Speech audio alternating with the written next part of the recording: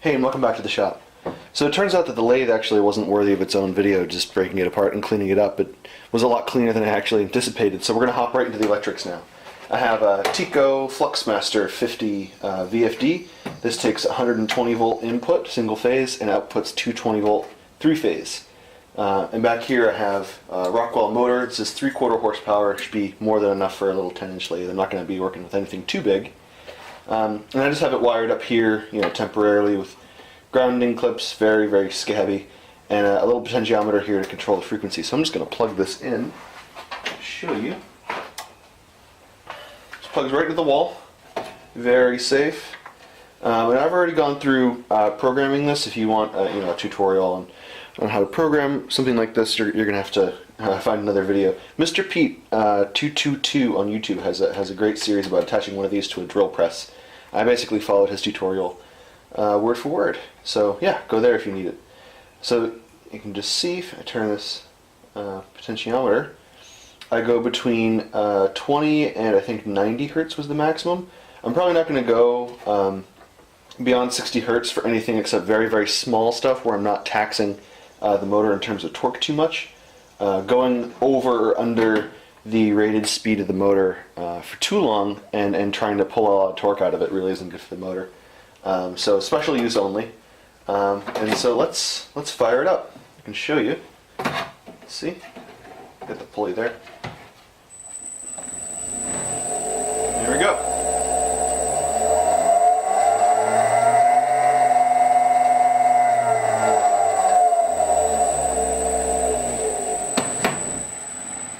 So you might notice there I have a little bit of vibration around, I think it was 16 hertz, and I had one lower when it was programmed a little bit lower, around 8 hertz. So I think 8 hertz is some sort of resonant frequency with this sort of setup, i.e. no bolts.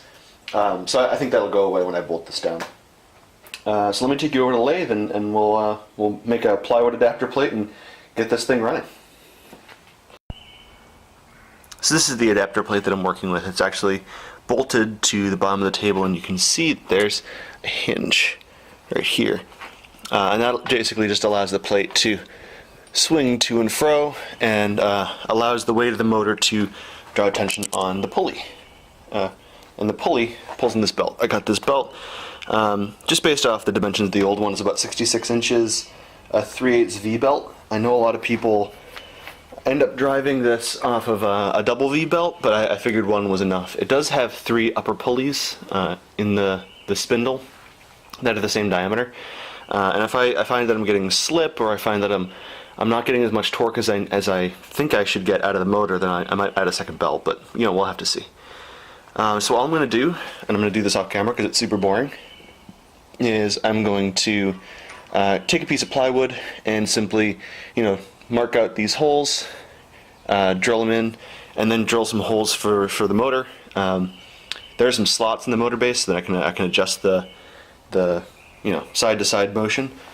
There's some slots in the motor base so I can sort of move the motor back and forth such that the belt runs in a straight line. But yeah, I just wanted to show you how the motor is going to be mounted, sort of below the lathe and how that's set up. Now I'm going to take you back to the bench. I got some Romex, I got some switches, and I actually have a really cool electrical device inside the lathe that I want to show you that I can use to switch this whole thing on and off. So before we get into the assembly, I want to get into this little switching mechanism. So this is on the front of the lathe normally, and it has this little Pratt and Whitney logo. I had to replace these 4 screws, but easy come, easy go. And it has 4 positions, so forward slow, forward fast, and then reverse slow, reverse fast. And the switching mechanism on this is actually really cool. So it has all these bus bars. I marked these red because they were live, and I marked these 2 black because they were neutral. I'm going to rewire all this, so the markings don't really matter, but it's always good to mark stuff as you take it apart. And so these bus bars are sort of retained by these screws, and you screw the wire in there. And then as you turn it, let's see, you can see these little copper elastic clip.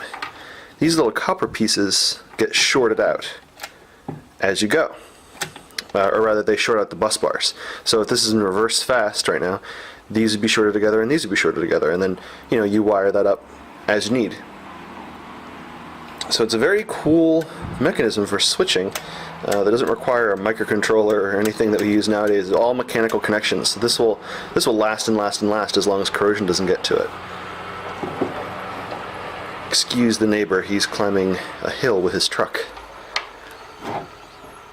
Yeah, very robust mechanism. I already checked it with a multimeter, and all the connections work out. So, no significant corrosion there. And if my motor stops working, this will be the first thing I look at. It's the oldest piece of gear, but I really have no reason to believe that this will fail before the import VFD does.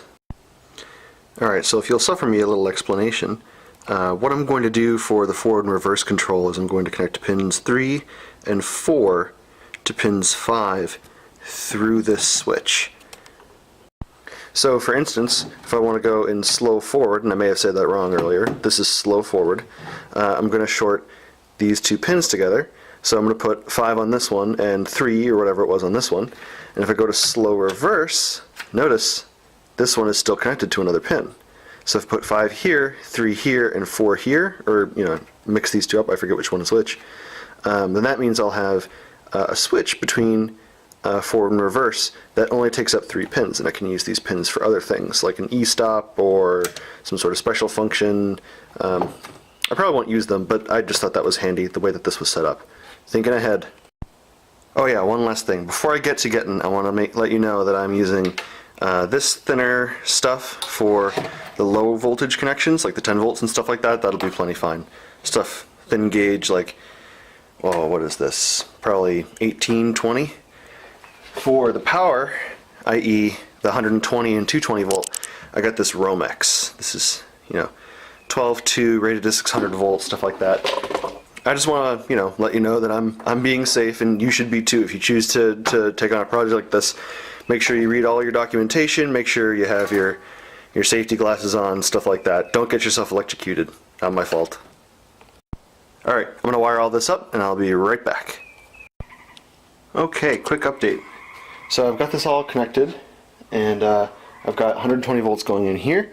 I've got 220 volt 3-phase going in here, and before you freak out about the grounding, this is only 10 volts. This does all its switching on 10 or 12 volts, so it's not enough to hurt me even if I really wanted it to. So I don't necessarily need to ground this. I'm probably going to end up grounding it in the end, but just for this test, it's not going to hurt anything.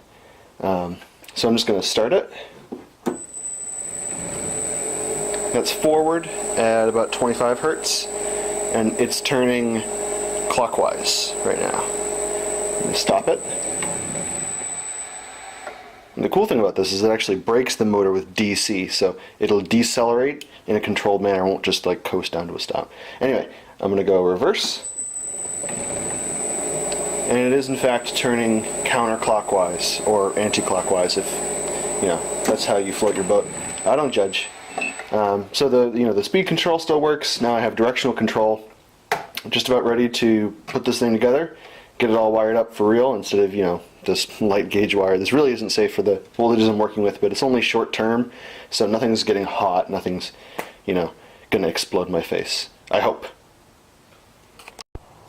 So I've got everything sort of half in place. I reinstalled the switch. I got a wire coming down from the bottom into the VFD, and then I have all this wired into the motor.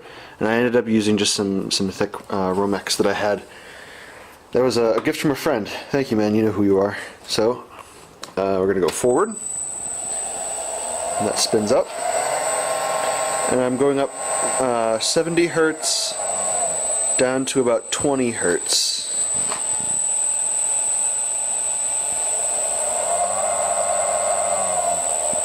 And then I'm going to switch it over to reverse, and I'll check that out.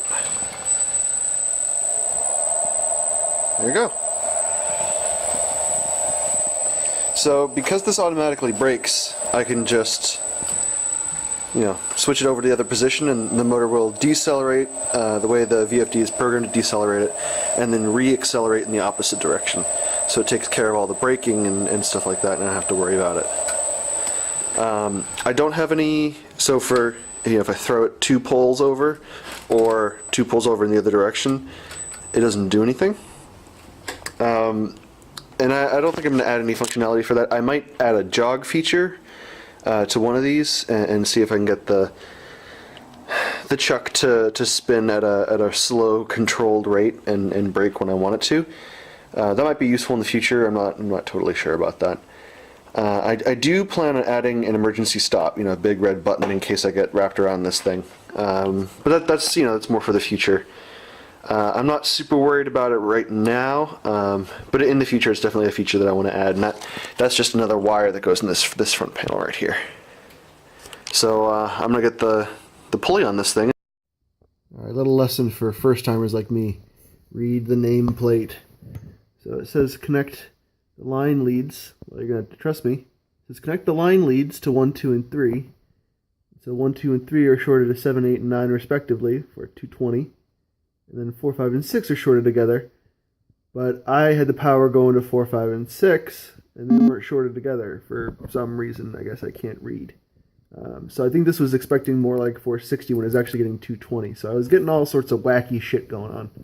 I got it fixed now, and I got it mounted up on a bracket just to the bottom of that piece of cast iron. I'm lying underneath the lathe right now, and I'm just checking the alignment, and it's pretty poor. So that belt is rubbing up against the inside guide. So I'm just going to bump this down a little bit this way, and that will stop rubbing up there. So I'm going to get that fixed up, and we're going to turn this thing on, baby. All right, moment of poof. Hell yeah.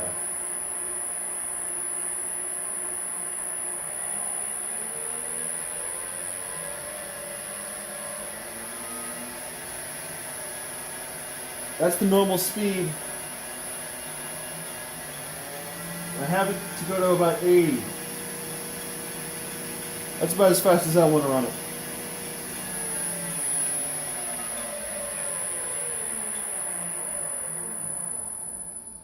All right. Well, that's it. I guess next episode we'll just start turning. Thanks a lot for watching.